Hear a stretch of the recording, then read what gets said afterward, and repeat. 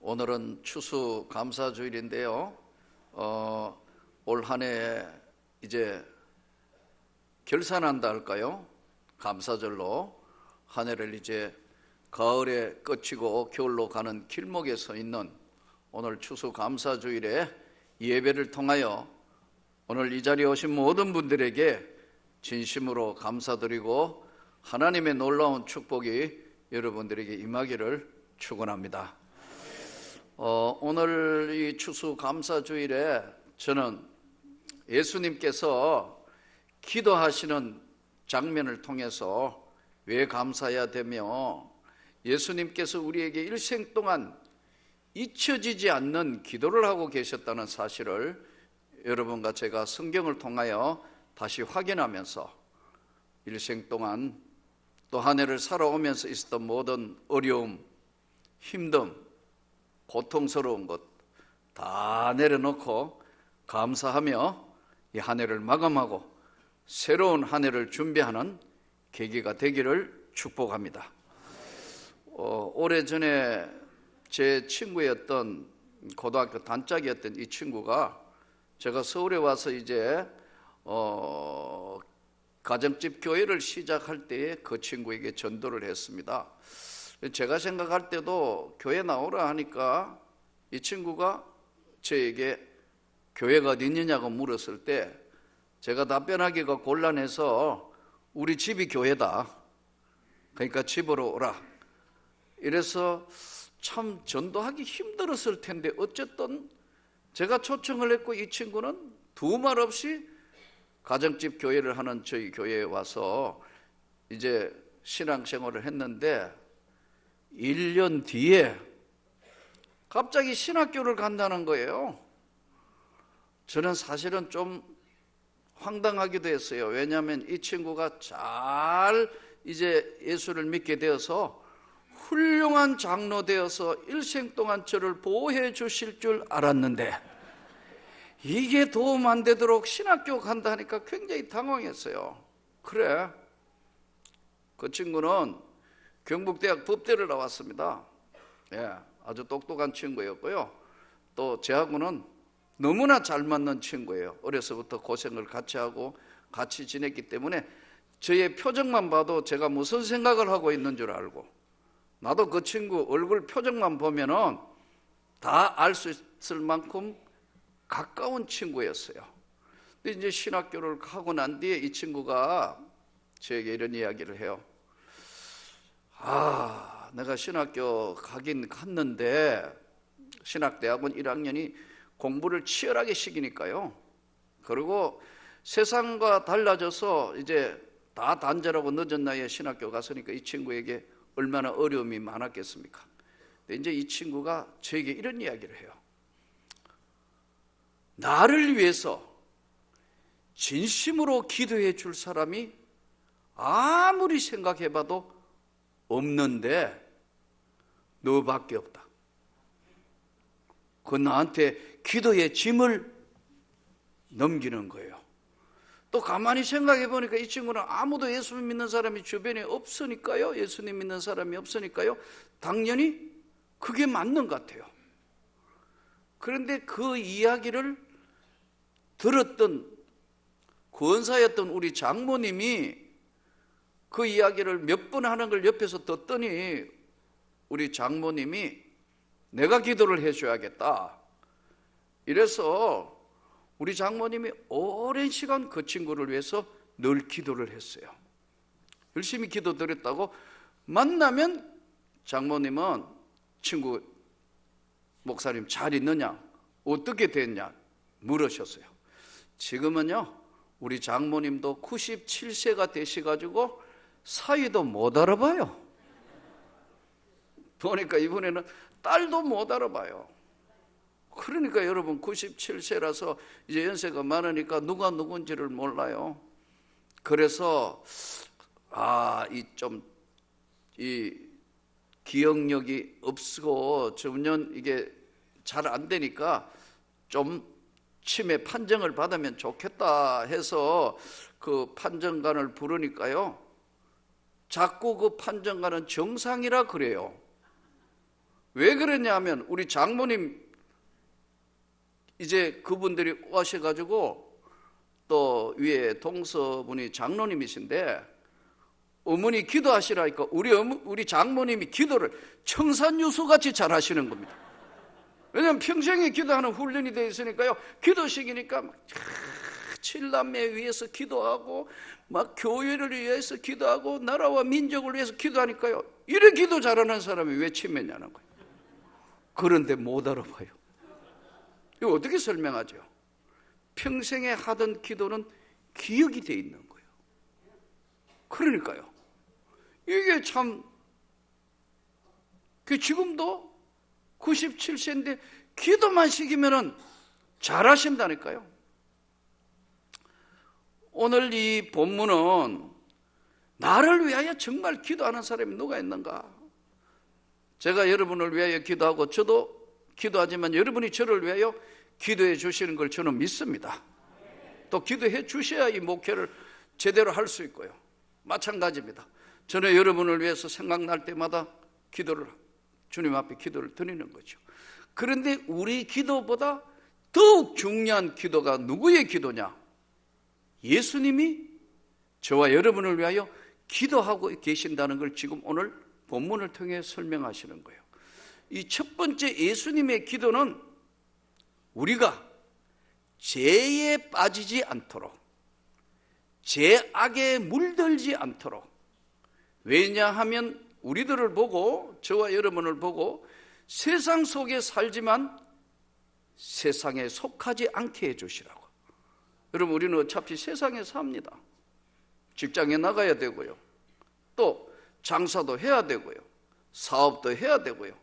날마다 때마다 많은 사람들을 만나는 우리를 향해서 세상에 살지만은 세상에 속하지 않게 하옵소서.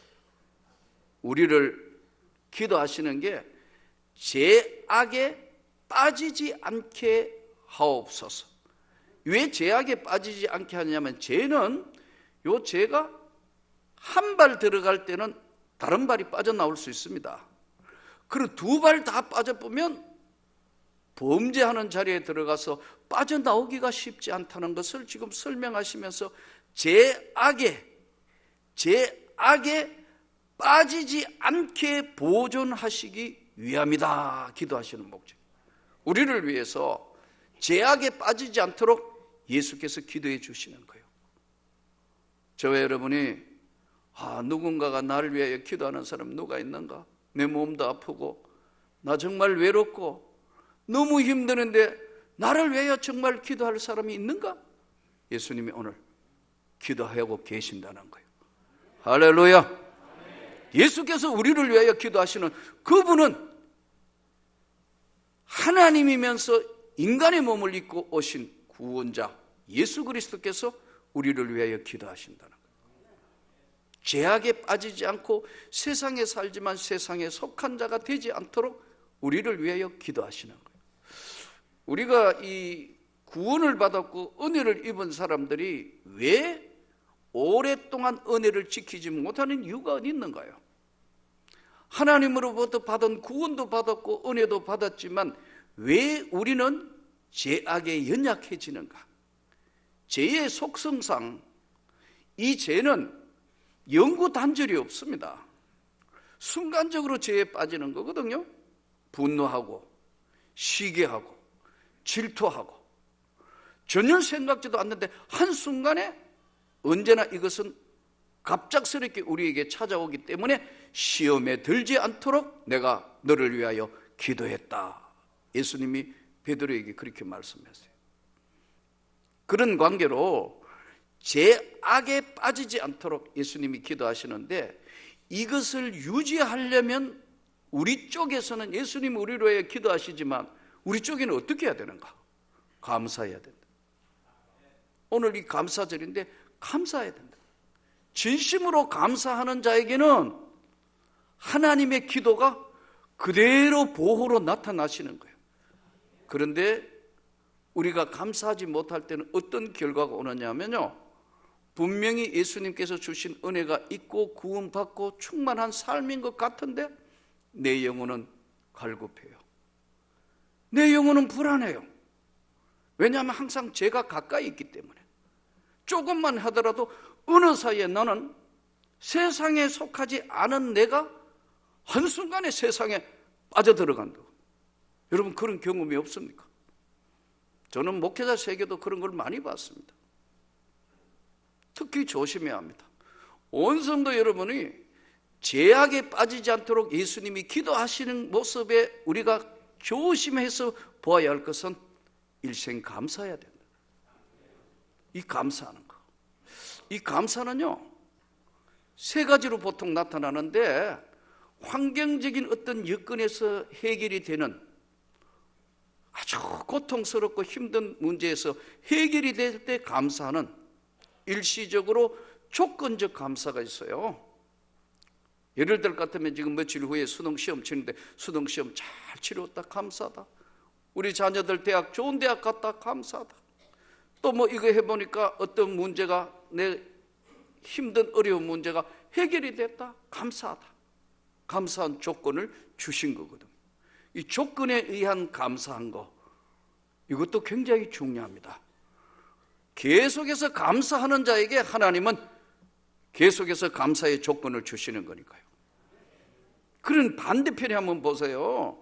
이스라엘 백성들이 구약 성경을 보면 홍해를 건너서 바다를 건너서 죽음에서 건져 주셨는데 3일 길 가다가 물이 없으니까 단방에 불평하고 불만하고 먹을 것 없다, 마실 물 없다고 불평하기 시작합니다. 그런데 사실은 인간은 3일 정도 물을 마실 수 없고 제대로 음식을 못 먹으면 사실 뜨거운 그 때학빛 아래서 얼마나 힘들겠어요? 그런데 그들은 하나님 앞에 절대 감사라는 조건을 잃어버렸어요. 왜냐하면요, 눈에 보이게 홍해를 건너게 하신 하나님이 절대 죽도록 안 하실 텐데도 조건부 환경적인 여건이 바뀌었다고 갑자기 불평하는 사람으로 바뀌어버려요. 이것을 하나님께서 뭐로 보시냐면요, 믿음이 없는 사람들이 세상에 속한 거하고 똑같아졌다고 보기 때문에 하나님이 화를 내시는 거예요. 여러분, 어렵더라도 정말 일시적인 감사가 아닌 진정한 감사를 할 수 있기를 축복합니다. 그러면요, 이 모든 조건들이 다 바뀌기 시작해요. 그래서 인생에 사는 삶의 행불행은 누가 결정하느냐 하면은 저와 여러분이 결정하는 거예요. 하나님이 주신 은혜를 내가 담은 그릇이 되면 힘들어도 감사합니다 주님, 잘 될 줄 믿습니다 했을 때 이 모든 것들이 분노와 시기와 질투와 있는 내 안에 있는 모든 것들이 다시 감사로 바뀌면 하나님의 은혜가 그 위에 부어지는 거예요. 그래서 예수님이 악에 빠지지 않게 하시라고 그렇게 기도하시는 거예요. 또 한 가지는 보통 보면 이 감사하는 조건이에요. 예? 보통 철학적인 감사라 보통 이렇게 이야기하는데 자기 자신을 돌아보면서 감사해요. 이 철학적인 감사를 할 수 있는 사람은 감수성이 좀 예민한 사람들, 이런 정서가 있는 분이에요. 사람마다 차이가 있습니다. 지금 이 앞에 우리 교회 앞에 당에 참 이 좁은 길에 차도 이게 뭐 복잡하고 그런데 은행나무에 은행이 어제도 보니까 바람이 보니까 쫙 떨어지는 거예요. 지나가는 사람 어떤 사람이 이야 아름답다, 여기에 가을이 왔다 하는데 어떤 사람은요 아이고 지저분해가 저거 청소 어떻게 하냐고. 낙엽 떨어지는 것을 보면서도 감정이 메말라가 저 이리저리 굴러 바람 부는데 다 떨어지면 청소는 누가 하느냐 그거 걱정해요. 자기도 안 하면서 다른 사람 청소할 걸 걱정하고 있는데 그거 떨어지면 어떤 분은 가을이 여기 왔다 너무 아름답다 이렇게 느끼는 사람이 능하면 아이고 청소 어떻게 하느냐 저거 낙엽 때문에 어떻게 하지. 사람은 다 달라요. 저는 좀 사랑과 감수성이 좀 풍성한 사람이 됐으면 좋겠어요. 어떤 사람은 아름다운 영화 같은 거 보면서 막 눈물을 흘려요. 공감하고. 근데 어떤 사람은 똑같이 영화 봤는데 눈도 깜짝 안 해요. 교회 안에도 그런 분 있어요. 아주 쌀쌀한 맞고 이런 사람이 있어요. 여러분, 그런 사람 때문에 시험 들지 마시기를 축복합니다. 축복합니다. 시험 드는 사람은 똑같은 사람이 시험 듭니다. 틀림없습니다. 감성이 풍성한 사람은 약간 좀 그렇구나 하지만 넘어가는 거예요. 또 한 가지 이 감사가 뭐냐 하니까 조건 없는 절대 감사예요. 아무런 조건이 없어요.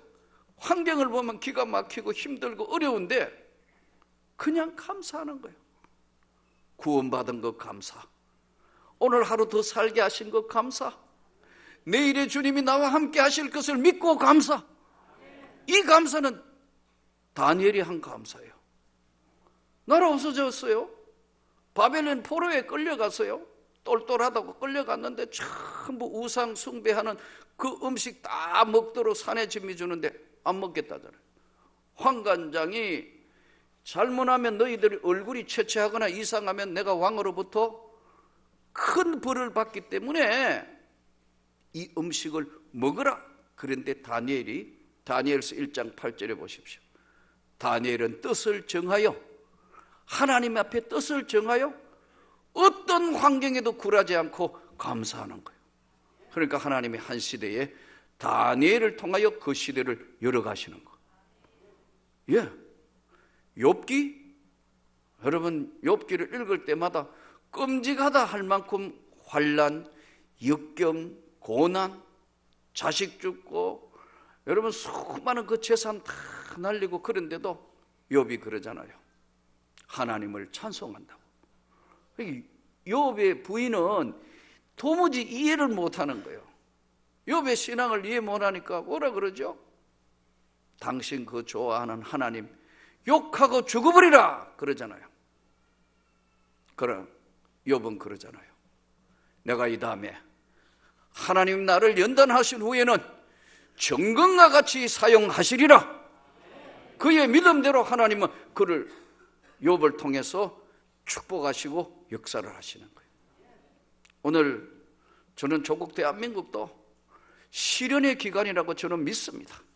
이 어려운 기간이 끝나면 틀림없이 저 북한의 미사일이 고철덩어리가 될 줄로 믿습니다. 우리 힘으로 이게 핵무기를 막는다, 미사일 막는다. 잘못하면 정말 더 어려운 민족 앞에 문제가 오는데 정말 우리는 주님 앞에 기도해야 할 줄 믿습니다.